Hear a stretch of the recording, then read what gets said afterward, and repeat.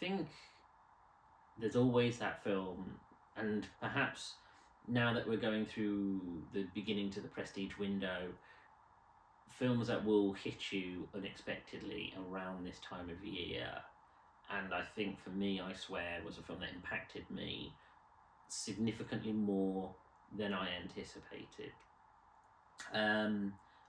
I Swear is about, again, another biopic, this time focusing on the life of John Davidson, who spent most of his life suffering from Tourette syndrome, and drawn from his autobiography about living with the condition for many decades.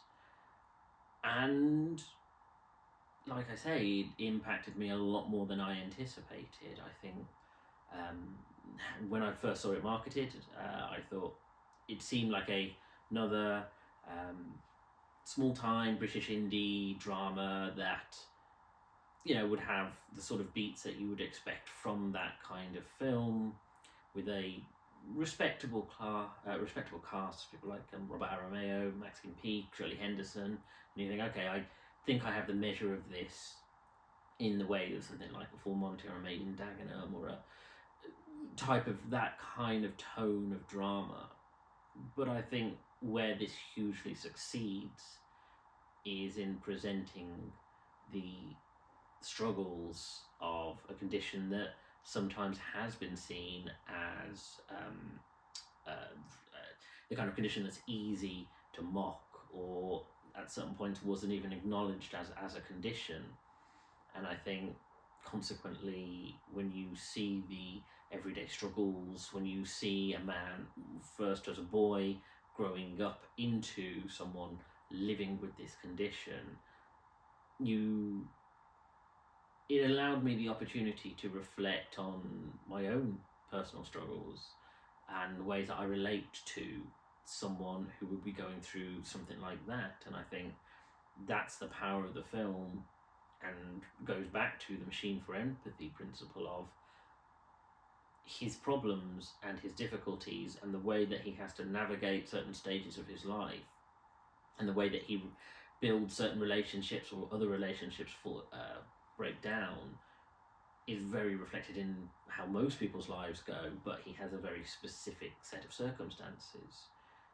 And I think as you journey with him, the nature of his condition is ever present, but simultaneously I think it falls by the wayside, and it becomes more about how he's treated by other people, or how he sees himself in regards to his confidence, in his regards of just everyday navigation, and the pain, but also the triumphs, once he starts to find a way to live his life.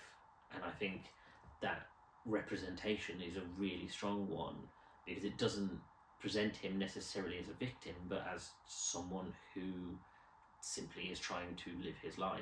And I think there's something very powerful about that. I think it's performed with great nuance. It really shows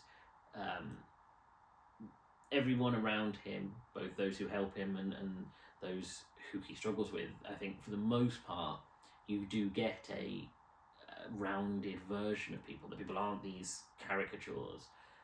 And yes, there are moments, especially because ultimately underneath it all, despite everything I've said, it is treated as a comedy.